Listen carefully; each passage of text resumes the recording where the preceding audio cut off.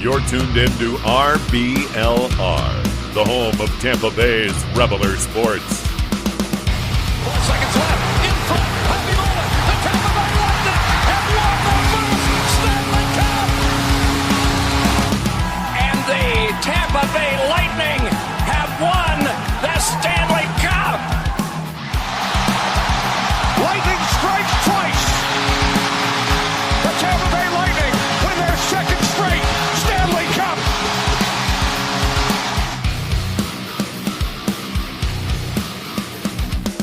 Hello, everybody, and welcome back to RBLR Lightning. As always, my name is Jake Ricker. Alongside me, it's Matt Gannon and Michael Wax. Guys, welcome back to the show. Unfortunately, Joe is not with us today. I had to go out and run some errands, but he will be back hopefully next week with us. But first and foremost, guys, how you doing today? Well, just like the Lightning, dealing with some injuries up front here. I'm doing very well myself, but the call-up for today's episode is the very familiar Michael Wax. How are you doing, sir? I am doing great, and as the great John Cooper will say often, if you can get more points than games played on a road trip, it is a successful road trip. So can't wait to talk about it. I was not expecting this after the rash of injuries. Yeah, it's going to be a great episode. We got a lot of fun things planned for you guys today. Of course, we'll be recapping all of the games from this week. We'll be talking about our 3 stars that we have, a look ahead at next week, and a lot of other fun stuff along the way. We welcome everybody in that's joining with us live. Thank you guys so much for tuning in. Don't forget to follow us at RBLR Sports, at RBLR Lightning, so you don't miss out on these episodes. Notify when we do go live. You can also subscribe on YouTube, ring the notification bell, all of that fun stuff. But if you're here and you're new, welcome. It should be a lot of fun hanging out with us. Don't forget, you can comment down below to join the conversation. We'll get your comments up on screen. I would love to hear what you guys have to say. If you're coming back, welcome back. Don't forget to hit that subscribe button. Why not? You already come back anyway. All right, let's get into it, those guys, because we got a lot of good things to talk about. You both has mentioned. And starting with the first game for the Lightning against the Edmonton Oilers. Unfortunately, this one, not a win. We got to get the bad one out of the way before we get to the rest of the good.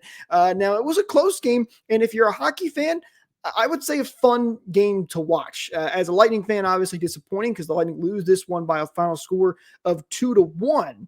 But the biggest takeaway for me, guys, in this game is, holy cow, did nobody talk about what to do against Connor McDavid? Because you cannot let him get breakaway after breakaway after breakaway. I mean, come on, it's Connor McDavid. You can't leave him all alone like that. He's going to score eventually. Vasilevsky stopped him the first time, but Oilers get some big goals off some breakaways. I believe it was 4 breakaways they gave up in this game. Just cannot happen. And to me, that is the biggest reason they lost this game. So I really only got to watch the third period of this game. So I got to see when they really finally started to shore things up. I was trying to listen to the radio broadcast, and Dave Mishkin was he was really, really harping on just the defense, letting McDavid walk right through them, right around them. So I guess it is as bad as it looks, as it did sound. So, but again, once I tuned in, they really started to shore things up in that third period. Unfortunately, you do fall behind, one goal. That's the deciding goal in the game. But yeah, you just really cannot let McDavid walk all over you. Way, way, way easier said than done. You're dealing with arguably the greatest player to be playing the game currently. Nikita Kucherov would like a word about that, but yeah, just didn't really start on time. But from what I got to see, it was a really the defense got things put together later in the game, but just the offense wasn't quite there. They decided to show up a few nights later. Yeah, ultimately, it was one of those games where you kind of just throw your hands up in the air. You say sometimes you're going to lose. They played pretty well in the third, I thought. They outscored and outchanced Edmonton for the most part in that third period. I believe the game ended with the Lightning on a power play as well, because they got a penalty with, I think it was like a minute left or 30 seconds left. The Lightning had a chance to tie it and actually had a disallowed goal. I think I forgot that until I was going through this game. Is the high stick that counted in Vancouver, or the glove hand that counted in Vancouver, for some reason doesn't count in Edmonton.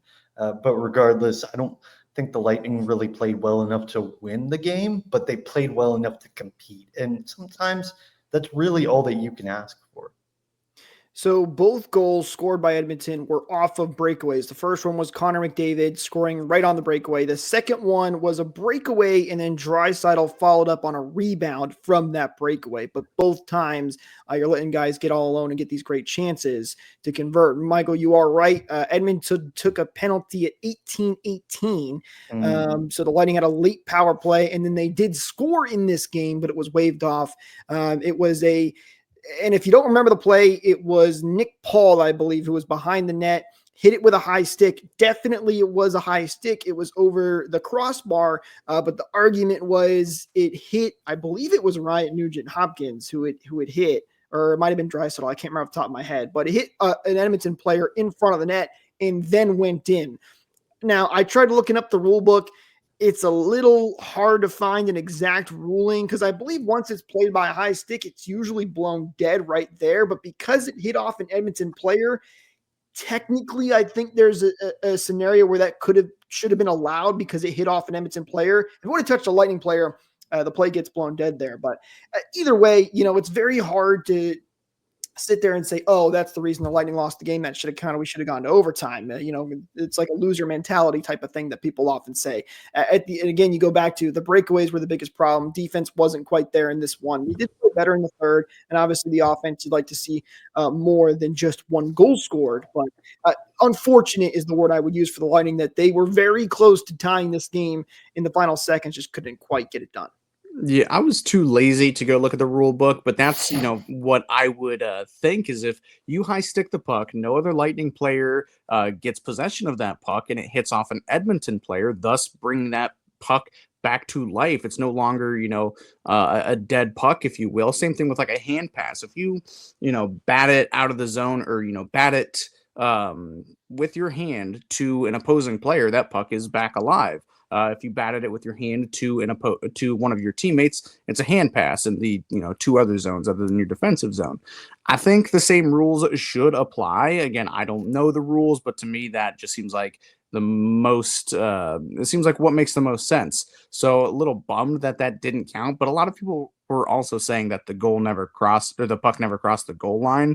They weren't really showing great angles of it. I was also at a bar, kind of watching on a really small TV, so that might also play a factor into it. Regardless, I'm bummed, like you said. A little bit of a loser mentality, saying, "Oh, we should have had this, at least an extra point or something, get it to overtime." But at the end of the day, your shortcomings in the first and parts of the second period, you can't rely on one period to win you a game either. So, well, and also, Jake, just to make a slight correction, it wasn't Draisaitl on the rebound of his breakaway. It was Victor Hedman.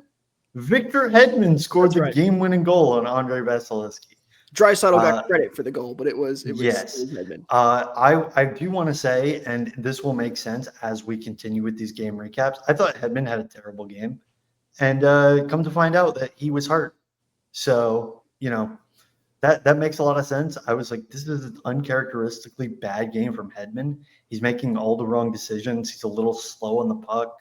The goal itself was a bad bounce, but he's not having a great game. And then you come to find out before the Calgary game, oh, he's like actually hurt. This is, a long-term problem.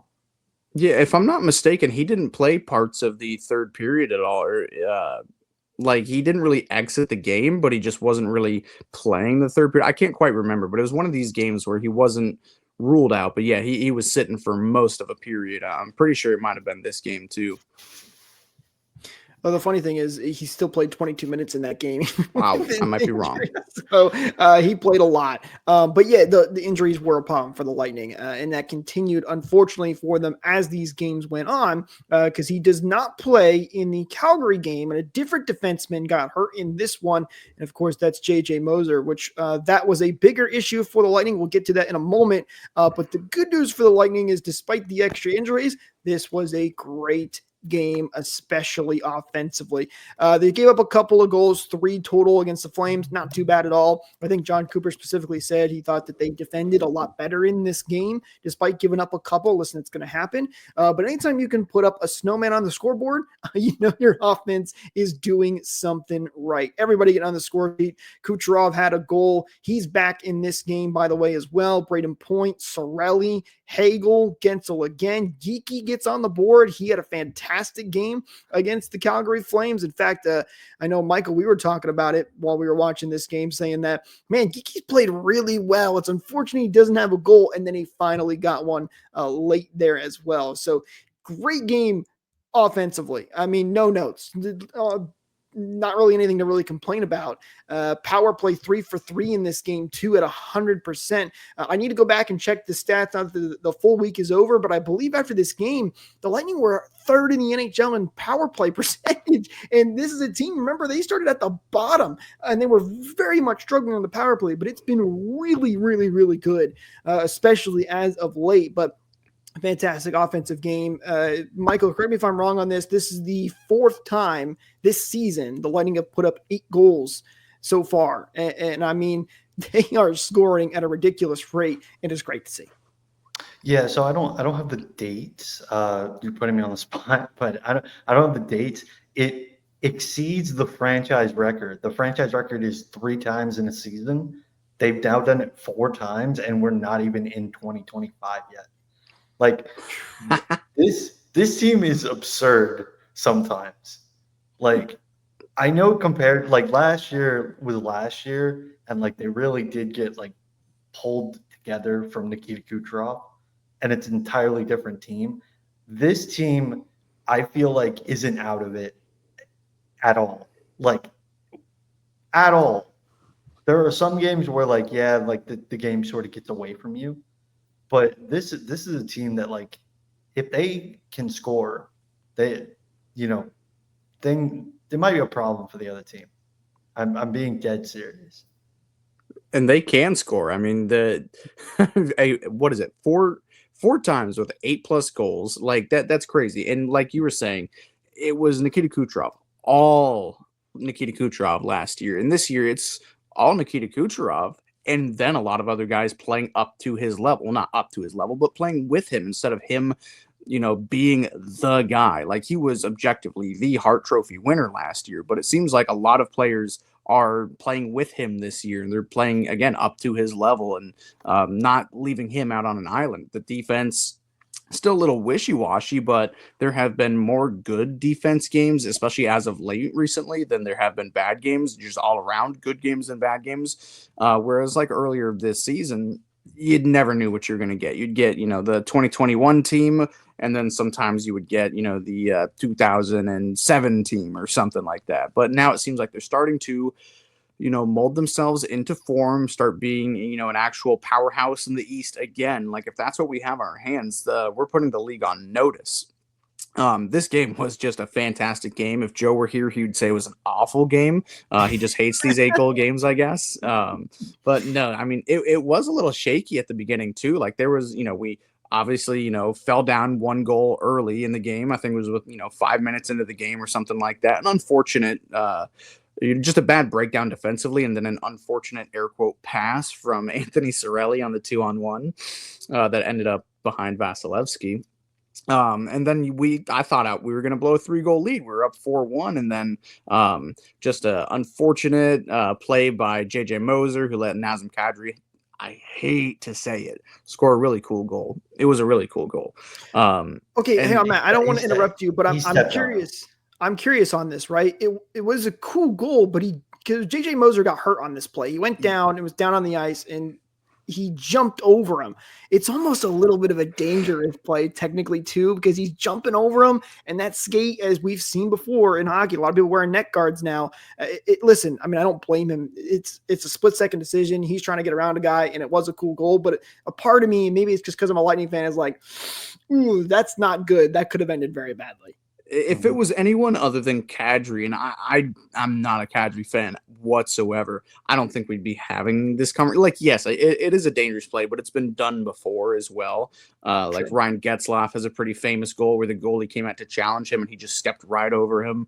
Nobody really talks about that. It was very close. I don't think he got stepped on. I was talking I don't to think it was an intentional. I'll say that as well too. No. Definitely not intentional. But I was talking to a friend of mine who actually does play hockey.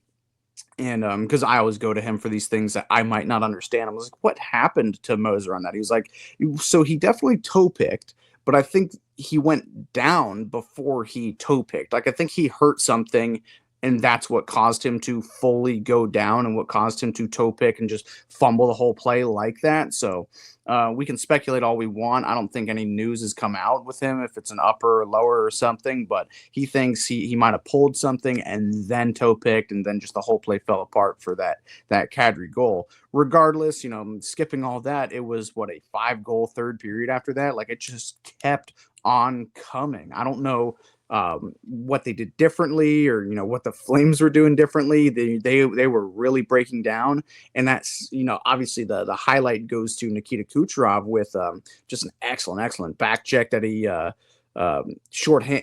We were on the power play. The puck goes down towards the Lightning end for a 2-on-1. Nikita Kucherov sneakily back checks, steals the puck, and gives it over to Guentzel for a sweet goal. But the second line, whatever line it is with Geeky, Hagel, and Cirelli, do not ever separate those guys ever again. I don't know what it is, but when those three guys play together, it is something special. Like you guys were saying earlier, Geeky, his name was being said all night. I'm very happy that he got rewarded with a goal. He could have had 3 or 4 goals and a couple of assists too. I think he had a really good feed to Brandon Hagel as well. He was the best player to me visually all night, along with his line mates. But of course, Nikita Kucherov having 6 points, 1 goal, 5 assists, that gets the headline, who also should not be snubbed as well. 6 points is crazy. And then Braden Point too on that top line, which is also just one of the best lines in the league, had 4 points that night too. So just a lot of overshadowing being done, but just everybody was playing just terrific hockey that night. So Nikita Kucherov in one night tied the franchise record for points in a single game with 6, which has been done 4 times, and he has done it twice. And also tied the record for the most assists in a game with, I think it was 4 others, because Brandon Hagel also tied it this year. I was at that game. That was cool. But just an unreal performer. Like, he's one of those guys where, and you hear about it in basketball a lot with guys that like pass the ball a lot. You'll be like, okay, he had like a pretty good game, and you'll look up and he has like 20 assists. You're like, when did that happen? And in hockey, like, Kuch has a 4-assist game. You're like, when did that happen? They scored 4 goals. I should have known that he had 4 assists. But like, otherwise, he had like a good game, but I didn't think it was spectacular. Geeky, again, so good. I'm really happy that he seems to have found his second wave recently, playing on that second line, because there was a time period where he was really going into like the low points of like being a rookie again. I thought Gonçalves had a great game. He had a better game in the last game that we'll talk about, but I thought he had a really good game against the Flames as well. Really, the only like negative was Matt already mentioned it. They almost blew a 4-1 lead. That wasn't fun. And they kept on getting hurt again because Hedman didn't play. So I had to watch Steven Santini take line rushes. Like, that's essentially it. That's the way it goes sometimes, unfortunately, with these injuries. By the only update on what it is for JJ Moser, who, by the way, I've loved. I think he's been fantastic. That was a great grab by Julian. And a comment here from Lisa says it looked like his knee went down hard. It definitely didn't look good. And he's on injured reserve. And as of right now, there's no timetable for how long he could be out.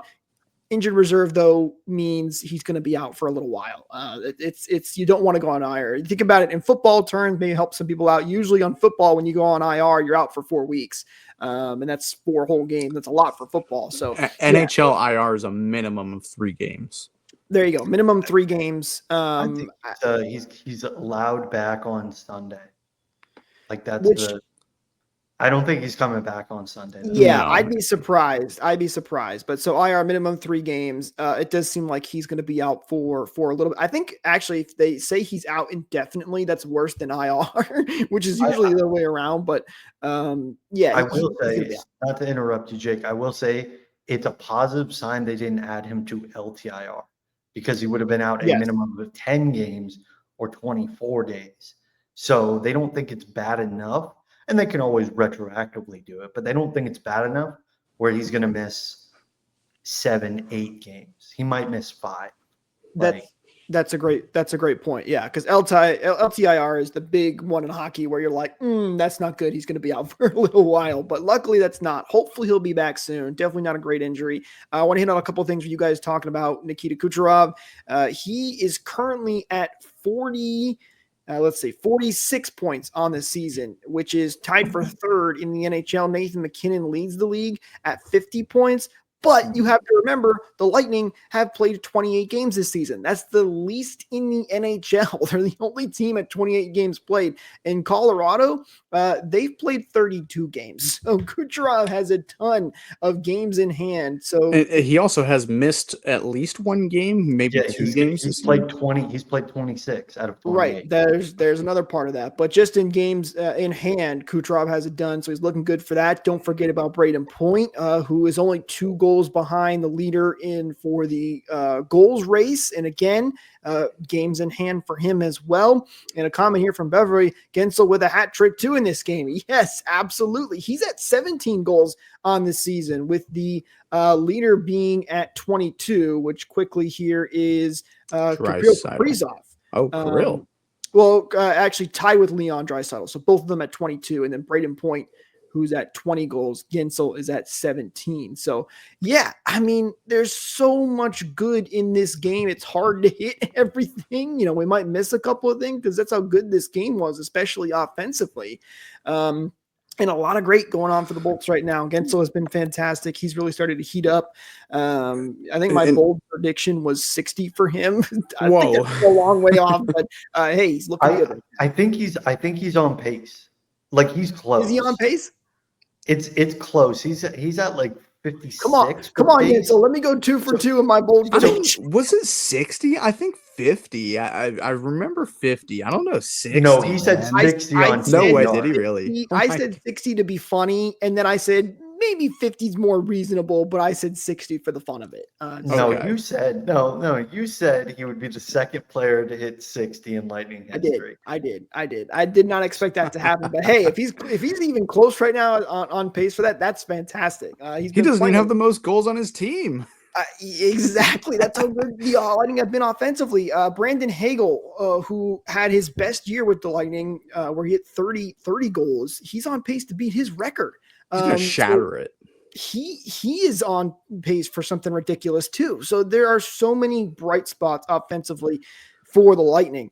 It's been showing up in games like this. Speaking of the scoring race and speaking of pace and all that, I know it's a bit of an advanced stat. It's a pretty vanilla advanced stat. But Nikita Kucherov and Braden Point both lead the league in respective goals per 60, which is Braden Point, and points per 60, which is Nikita Kucherov. And Nikita Kucherov, he gets double and triple shifted out there, and he's still not being deployed as much as certain guys like Connor McDavid and Nathan MacKinnon. He just does more with his ice time than those other 2 guys. Simply put, best player on earth. And then Braden Point as well. With the amount of games he has missed, his points per 60 or his goals per 60 is far and far above the next closest guy.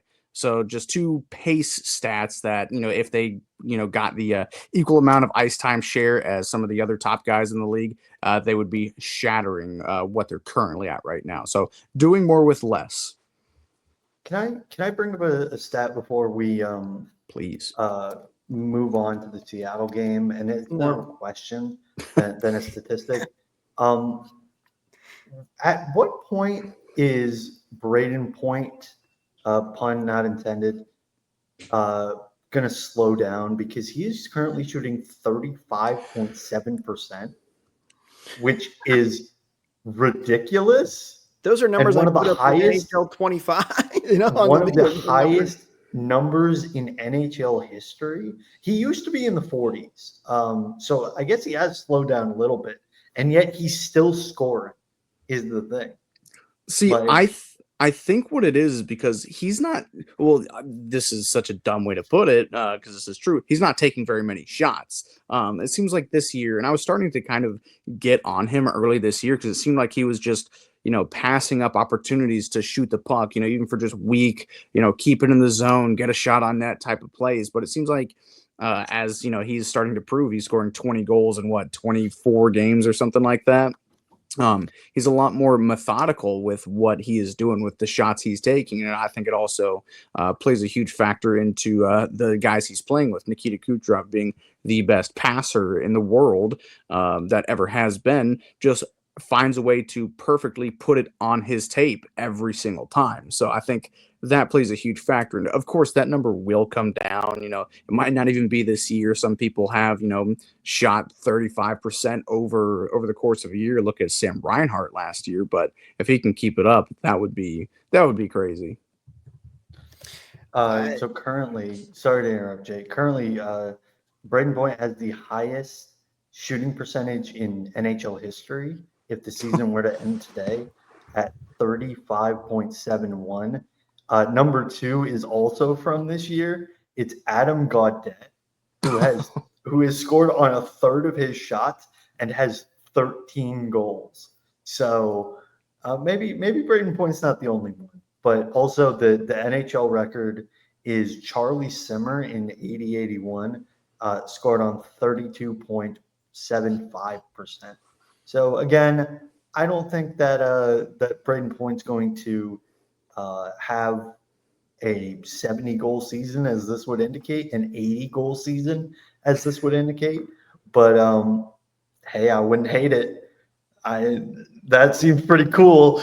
No, that would be unbelievable if he can keep up that pace. It's been really good. And luckily for the Lightning, that great offensive output did continue heading into their final West Coast road trip game against the Seattle Kraken. And this is a tough game because Seattle's not a terrible team. They're still slowly building, being a relatively new franchise. But, last of a West Coast road trip, this game taking off at 10 p.m. Eastern. It's late. Everybody's tired, including those guys and us here back on the East Coast watching the game.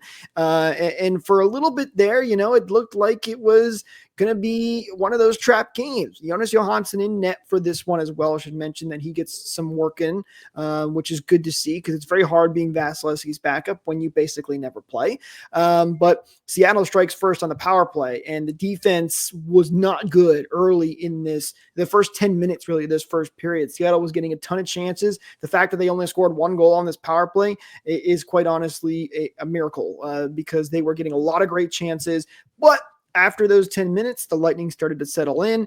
They ended up scoring 2 goals in the first period, taking a 2-1 lead. No scoring in the second after that high-scoring first period. But in the third period, 3 goals for the Lightning, Guentzel, Hagel, and Declan Carlisle, because the Lightning were without a couple of D-men, both Hedman and Moser out of this game. So you had a couple of the young guys, Santini back in there, and Carlisle getting the call up because I believe he was injured for a little bit, so he wasn't joined with the Lightning, but back, and he scores his first NHL goal. And if I do say so myself, a beauty, a great little shot at the end of the game there. Lightning win this one 5-1 and come away with 6 points on this road trip. I mean, just a really, really great job overall. And they get another nice, really solid win aside from those first 10 minutes. But listen, that's going to happen. The important part is they figured it out and they bounced back. So let me ask you both a question. Who had to do the Bolt Report live feed? Was it you or Jake or Michael or Jake? That was covering the game? Yes. It was Jake. That was me. I took this one. Poor you, man. I mean, like I'd like to say I'm a pretty good night owl, but and the third period, I'm in bed, halfway falling asleep. It's got to be hard to be on your phone and active and with the chat and everything like that. Hats off to you. I could not do it after the first TV timeout, I was out. Okay, you know what's funny? You say that. It's actually harder for me when I'm not doing that because Michael Really? covered the first two, the 9 o'clock games, and I I'm actually am one of also them an who fell hour asleep behind. in the middle of it. So I think it's easier to, because I'm doing something. I'm sitting on the computer. I'm tweeting things out. It's a little bit easiher, but yeah, no, Okay. it's the late one. Yeah, no, I texted Jake. I said, we have 2 hours until the game, and I'm ready to go to bed. Like, wild. And I'm an hour behind. Like, I live in the central time zone. So, that game started at 9, and I was still ready to go to sleep. Can we talk about how Declan Carlisle makes Darren Radish, like, not just a usable defenseman, and a really good defenseman? So what does that say about Declan Carlisle? Yeah, Carlisle was great, and Radish had a very good week. It was one of his best weeks. You look at his stats for Radish; he had 2 assists for 2 points and was a +5. So really, really, really good stuff from Radish. And then Carlisle, who had a great game. His stats don't jump off the page because he only played in the one game. But hey, we talk about it all the time. Every year, it seems like the Lightning got one guy that jumps up and really steps up. Maybe that could be Declan Carlisle this year for the Lightning because they're very thin on defense right now. And anytime there's an injury, Carlisle is the guy I expect to get the call up. Declan Carlisle is the Devon Taves to Darren Radish's Cale Makar. I feel like love that it's analogy. such an insult to kill McCarr. That was the point. He's not that good at defense. He's a fourth forward. He's a fantastic, guy that plays the defenseman position for points. His defense isn't that good. Neither is Darren Radish's. I'm not pointing fingers or picking on anybody, but there's not a whole lot separating Cale Makar and Darren Radish. So, I agree with Jake that, like, I think Carlo has played in 2 games, but ultimately, like, if there's injuries, he's the first call up on your left side, and your first call up on your right side. God, he needs to get healthy. Max Crozier, man, like, he's just he probably would have got the call if he was healthy, and yet he wasn't, and that's why Santini and Carlisle got the call. I'm a big fan of Declan Carlisle. I think he could be an impact player for the Lightning. I'm not ready to have the is he better than Lilleberg conversations because I like Lilleberg, but Lilleberg has admittedly struggled this year in that third pair role. Ultimately, the Lightning have played okay defensively for the most part. So when you talk about moving pieces, you don't necessarily need to right now, unless there's injuries. And of course, right now there are injuries. So when everything is fully healthy and the Lightning are allowing no goals and scoring 8 a game, I don't think we're going to be too upset. Yeah, and Carlisle definitely has a chance to stick in the league. Like if Lilleberg keeps kind of falling down and not performing up to the standard that he set for himself last year. He was awesome last year, and this year is just a bit of a different story. The Lightning are no strangers to calling up a bit of an overager. Like Carlisle, in terms of like a prospect, isn't young. He's 24 years old. You're not really a prospect anymore at this point. You're kind of an AHLer, but look at Nick Perbix, look at Darren Radish. I guess the theme maybe just sticks for a defenseman that bake a while in the oven that is the Syracuse Crunch. But it's still a possibility that he might find a semi-permanent roster spot like Darren Radish. He's 28. Nick Perbix, he's like 26 now too. So it is a possibility if he keeps playing well, if injuries continue to mount, hopefully not on the back end, he can find himself playing good games. I don't think I'm as infatuated with him as you are, Michael. He seems to be your man crush this Monday, but I'm not saying he did anything wrong. I have a problem when it comes to certain like depth players that I just sort of like attach myself to. First, it was Mitchell Stevens back in 2021. I can't remember who it was last year. It used to be Adam Ernie. Adam Ernie was my guy. I loved Adam Ernie. Mitchell We're Chafee not about to year was the original Mitch one? Chafee.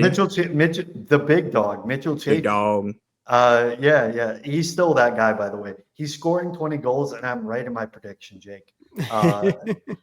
But no, so because I want like the guys that are depth guys to do well so that the team succeeds. Like this is the reason that I root for a lot of those guys. Speaking of depth, again, I don't want to go too far ahead. I Far deep. mentioned this to Jake. It's been 10 or so games. The fourth line is great. Like I'm willing to admit now, after a slow start, they are a great fourth line. Elaborate. They're scoring now, finally. And they're actually keeping the puck in the offensive zone in their forecheck. They are capitalizing off of turnovers, specifically Asemont and Gergensons. The pass from Glendening to Oh, yeah, that was a Carlisle on the good 5-1 pass. goal was sick. Like Glendening has been excellent on the penalty kill, and Gergensons has when it had to, when he has to be. Like I'm cool with this fourth line now. If they want to upgrade it, I get it. But also, why? Like it's doing really well right now. I'm a fan of it too. No, I wasn't trying to grill you there when I said elaborate, but I just wanted to know what you love so much. You're not Joe. You're not Joe. Oh, we give Joe a little bit of a hard time because he is sometimes brings us down to earth. But listen, overall, it's been a fantastic week for the Lightning, and the new guys really starting to look pretty good. You know, sometimes new is better. Just like if you go pick up yourself some new merch over on shop.rblrsports.com, we got all the team inspired merch: Lightning, Rays, Bucks, Rowdies, you name it. And you can use code BOLTS to get 10% off your order as well. Christmas is right around the corner, so pick up yourself some new team inspired merch. Links, as always, are in the description as well. I want to remind you guys about that.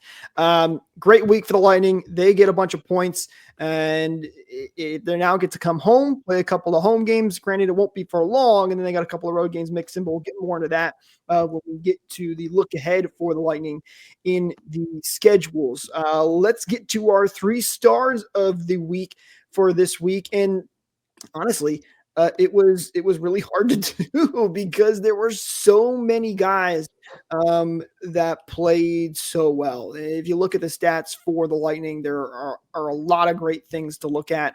But we nailed it down, and here are our 3 stars of the week. Let us know in the comments down below, of course, as always, what you guys think about our picks. But starting with our number 3 star of the week, it's none other than Jake Guentzel. Guentzel, who has been just a fantastic addition. Everybody was really excited when he first came over, kind of that Steven Stamkos replacement, if you will.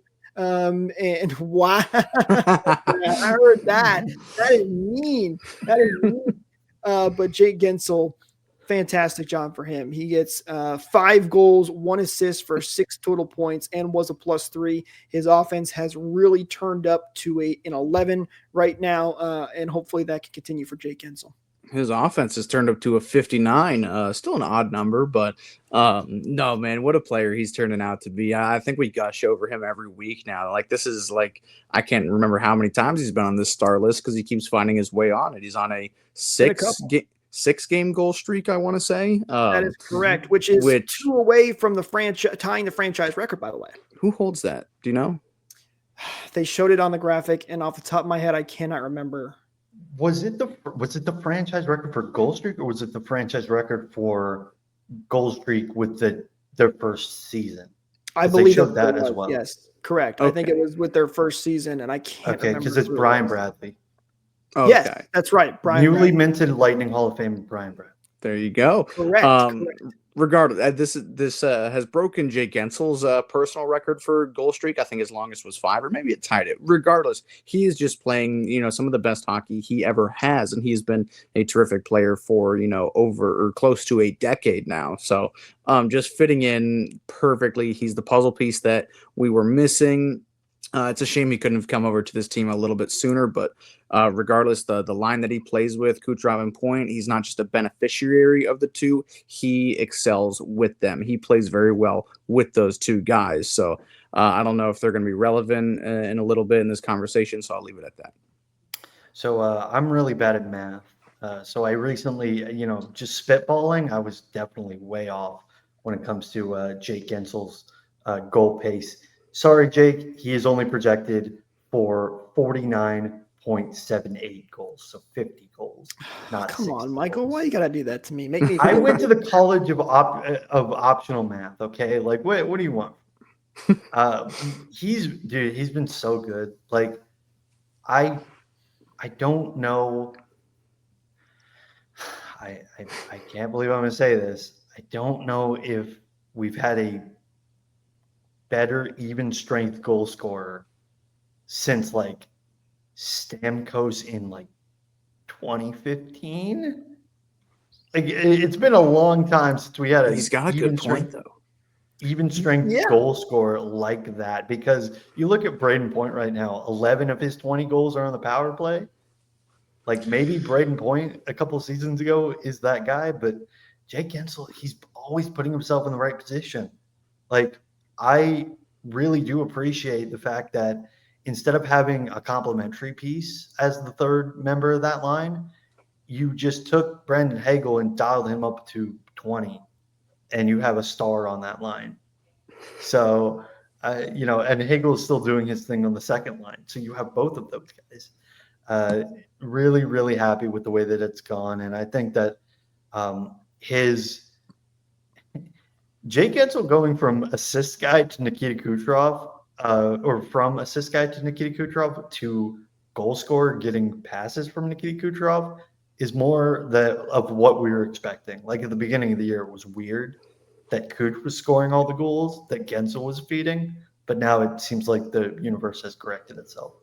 The universe is corrected. So that's a good way to put it. Listen, either way you slice it, it's been good for the Lightning, and he gets a very well-deserved third star of the week. Michael, you mentioned him while talking about Guentzel. On that same line, he's been playing really good, scoring tons of goals on the power play. Our second star of the week is none other than Braden Point, who also had a fantastic this week. 2 goals, 5 assists for a total of 7 points, only a +1. But again, it's because he scores so many goals on the power play, and for whatever reason, you don't get the plus minus when it comes to that. That's only 5 on 5.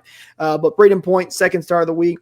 He's been really, really, really, really good. And maybe there's some people out there that want to ding him for scoring goals in the power play. But as I always say, goals are goals, and they show up the same way on the scoreboard, whether they're scored on the power play or 5 on 5. So he has been absolutely fantastic. Great to see Braden Point continuing to play the way he's been playing, and he gets second star of the week. Yeah, he's also been an assist machine too. Like he's not been one-dimensional whatsoever. Like, yeah, he's scoring a lot on the power play because it's working. I don't know if you guys were able to notice this, but the Braden Point in the bumper spot, it's a little bit different how they're trying to feed it to him. It's not Kucherov feeding it, horizontally across the ice. It's from the kind of behind the net, trying to feed it to Braden Point in the bumper spot. And they even a little bit higher than the bumper, like further out towards the blue line, it seems. And they scored once on it, and then they kept on trying it. Even at even strength, they kept trying it. And it, didn't always translate it, but whatever they're doing is working. So if it ain't broke, don't fix it. But he's also been dishing out. Like I think in the San Jose game a couple weeks ago, that horrible 8-1 game. Sorry, Joe. Poor Joe, he's not even here to defend himself. he had a multi-assist game there as well. Like he has been, first of all, a godsend to my fantasy team. Thanks, Ben. I fleeced you. I hope he's watching this. He has just been on another level recently, and just everything is translating for him. I hope he can keep up this extremely crazy, 38% shooting percentage. But even if that falls off, if he's putting up assists the way that he is, we're in for just another fantastic Braden Point year. Braden Point is on pace for 58.57 goals this year. Still would be second all-time in Lightning history. I have no idea how Stamkos scored 60. But, hey, I'm cool with it. If Braden Point wants to keep scoring goals, he can be a +1. He can be a +2 over the course of 5 games. Like, if you're the one that's putting up all the points, yeah, you're going to be out there more often. You're going to get scored on more often. Like, I don't get some of these arguments that fans have, and there's one fan base in particular that call them out. They know who they know who they are. It's No, they know who they are. Yes. Well, that argument is silent this year. they really don't care about plus minus all that much this year. Yeah, Because all of a I sudden it's wonder not in their why. favor. I think Kale McCarr has a negative plus minus, but Hmm. ultimately it's nice to see that Braden Point is up there once again when it comes to the goal leaders. I don't again expect his ridiculous shooting percentage to continue, but if he's ramping up how many shots he's getting per game, he's going to continue to score at that same pace. It's just going to be the shooting percentage sort of drops a little bit. So Yeah, nobody looks at shooting percentage anyway. So as long as he's scoring goals, that's the most important. You know that Avs fans are going to look at that and be like, but he shot like 40% and he scored 65 goals. What do you want from like him? I said, as long as you're putting him in the back of the net, that's the important thing. He had a fantastic week this week, and that's why he gets the second star of the week from us here. Now, I'm excited about the first star because, guys, we always used to call this Nikita Kucherov 3 stars of the week because he was on there every single week. Because as we mentioned earlier in the show, everything pretty much ran through Nikita Kucherov. He hasn't been on our 3 stars a lot this year. Early in the season, yes, and then he had an injury which kept him out for a little bit. But guess who's back? It's Nikita Kucherov, and he is the first star of the week. I mean, a no-brainer for the guy. 1 goal, 8 assists for 9 total points, and was a +4. Of course, the 6-point game that we talked about, tying the franchise record, which he himself has already done before. It's only a matter of time before he actually breaks that franchise record and puts up 7 points in a game. But holy cow, he has been fantastic. This guy is such an unbelievable player. I'm so glad that Lightning fans get to watch and enjoy what he is able to do. It's so impressive, and he gets the first star of the week. I can't believe he's going to win back-to-back Hearts. I mean, that's just crazy. No, I if you think guys have ever done that, I think it is safe to say that he might be he is the best defensive forward in the NHL too after that Calgary game. I mean, obviously being funny about it, but those 2 great defensive plays that ended up being goals. One of them was a Jake Guentzel goal that he fed to him. And then one was a breakaway goal, just 2 great defensive plays. And a lot of people, I wish the narrative that he is a bad defensive player would die. He's not perfect. He's not Patrice Bergeron or Sasha Barkov or anybody like that, but he stopped being a lazy do-nothing back checker before he won any cups. Like, there was a reason why he was one of the best players during these cup runs and has been one of the best players in the world since then, is because he is starting to care on both sides of the puck, on every side of the puck. And no better showing about it than in this Calgary game where he put up insane offensive numbers, but his defense was also there as well. And this is just one tiny little aspect of the enigma that is Nikita Kucherov. I could go on and on and on about him. It seemed like last year I was at a loss for words with what he can do, but he continues to just impress me, impress you, and finally it seems to starting to shut up the haters. Like, this guy has more haters than he has points right now in his career. Like, people hate this guy, but it seems like less and less people are starting to be like, he's just a selfish, lazy Russian, blah, blah, blah. He is continuing to prove everyone wrong and just prove to himself and everyone else how good he is. So Nikita Kucherov, you said everything that I went on. There is to say. I love the love letters to Kucherov because they're deserved. My big thing was that he actually scored in a breakaway this week. Yeah, he did. He did, including in the Edmonton game. He tried the no shot move. And there was part of me that was like, okay, that would have been sick if it had gone in. And there was part of me that was like, it's a 1-goal game and you're losing. What are you doing? Like, I fully support it though. I would have been on highlight reels, but at the time I was like, bro, we can't get any offense, and you're just trying stuff. Like, this is what are we doing? I have a comparison to make, and it's gonna make Avs fans really mad because we are really digging at Avs fans today. Holy cow. No. It's gonna make Avs fans really mad because it involves a player from another sport that happens to play in Colorado. I think that Nikita Kucherov is Nikola Jokic. I think that Nikita Kucherov and Nikola Jokic are the best passers in their respective sport. I think they suck defensively narratives that go around when it's been very obvious that both of them have actually gotten better, and that resulted in them winning championships.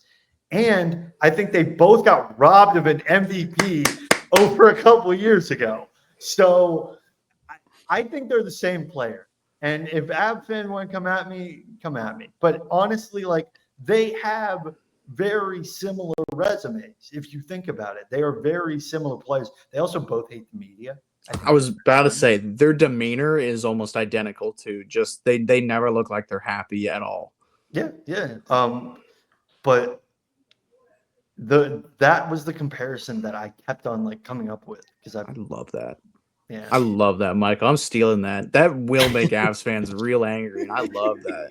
Well, it sounds like a compliment to me, saying that, listen, I don't know basketball as much, so that's not a comparison in my wheelhouse. But if you're comparing to Nikita Kucherov, I'd say that's a good thing. By the way, if you want to throw some stats behind it as well, Kucherov is a +10 so far this season, which currently is 5th on the Lightning in plus-minus. And if you look at his last couple of seasons, it's much better. He was a +8 last year. He was a -2 a year before that and a +1 the year before that. Then there's the 3 middle years where Kucherov was an unbelievable, ridiculously player again. And he was actually in the +20s in those couple of years there, but it's been better is the point I'm trying to get at over the last couple of years. So he's definitely looked good. Like you said, Nat, not perfect, but hey, when you're putting up that many points, you don't have to be perfect.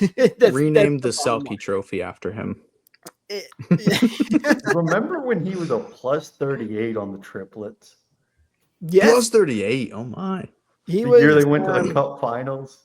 In his 128-point season in 2018-2019, he was a +24. The year after that, he was a +26. And then, yeah, Michael's right, +38 in 2014 and 2015. So, yeah, he's had some ridiculously good defensive seasons. Not nearly as much as of late, but, hey, +10 early on in the season, good start for him, especially defense when he's continuing the offense as well. Take plus-minus with a grain of salt, too. It is a very imperfect stat. It's a team stat more than anything. I deserve this. I deserve to big up Nikita Kucherov. We do. We absolutely do deserve it. But, for anybody who doesn't hate the Avs as much as I did, don't think that we're just, his plus is higher than the other guy. Like, it's an imperfect stat. But as for our current narrative, yeah, it's the best defensive stat we could go for.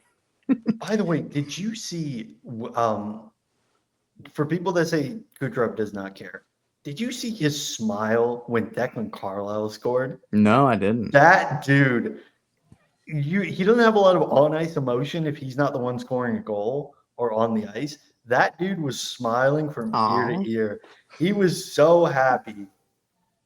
That's great. The Lightning have a great franchise, and that team chemistry, it's always been there. And it's been really great to see. It's coming out even more this year, I think.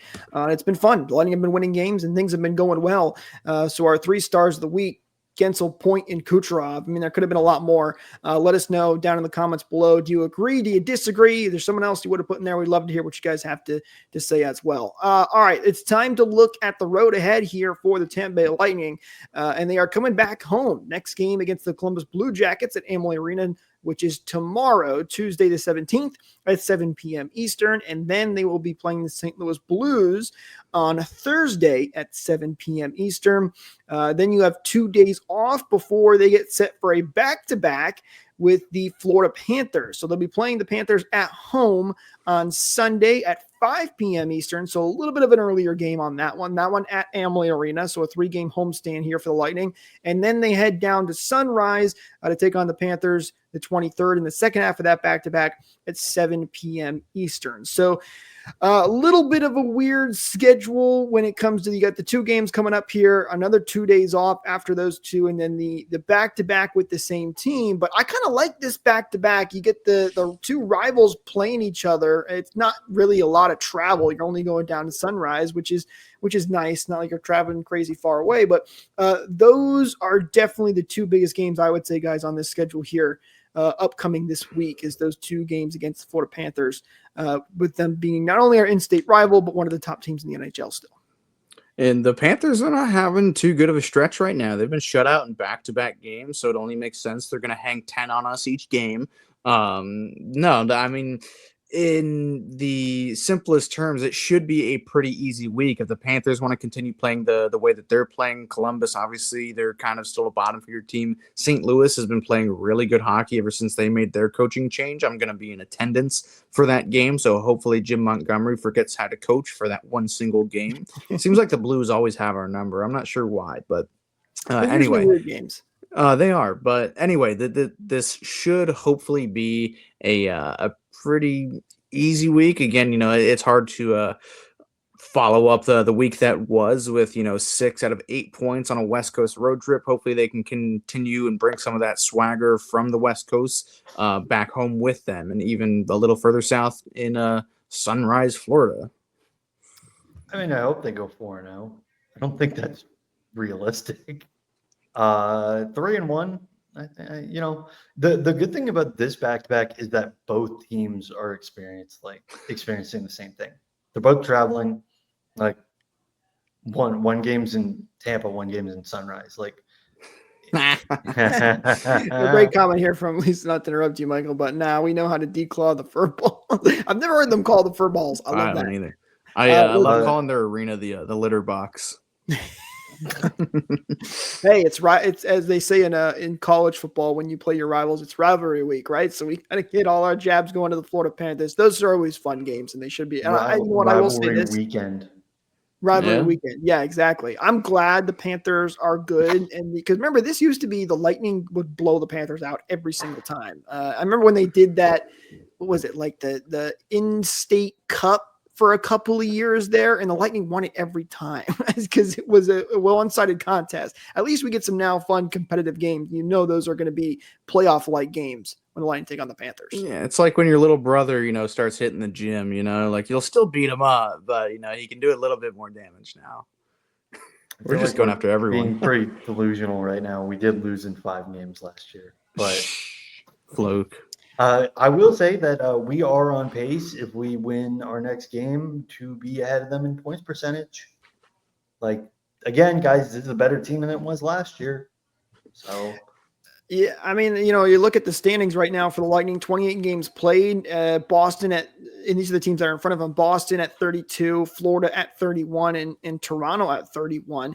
So the Lightning have a lot of ground that they can make up. They're not going to be making up that ground too soon right now because they have those 2 days off, and then you have the Christmas/holiday break coming up as well. So it's going to be a while, but big games coming up for the Lightning, especially against the Florida Panthers. Those are the 2 I mark on the calendar, but it won't be an easy week. But the way the Lightning have been playing, there's no reason that they cannot pick up a couple of wins here and continue their great stretch of hockey that they're playing right now. And we will be here to break it all down for you guys. So don't forget to hit that like and subscribe button, ring that bell for notifications, hit the share button. If you did enjoy this episode, it really helps us out as always.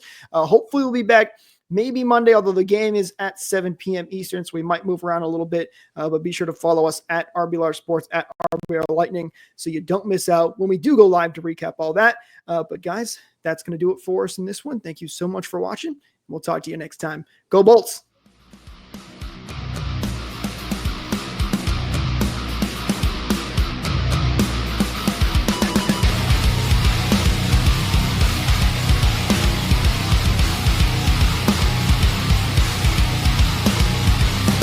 Thank you for tuning into this presentation by RBLR Sports. On your way out of the stadium, please remember to like and subscribe.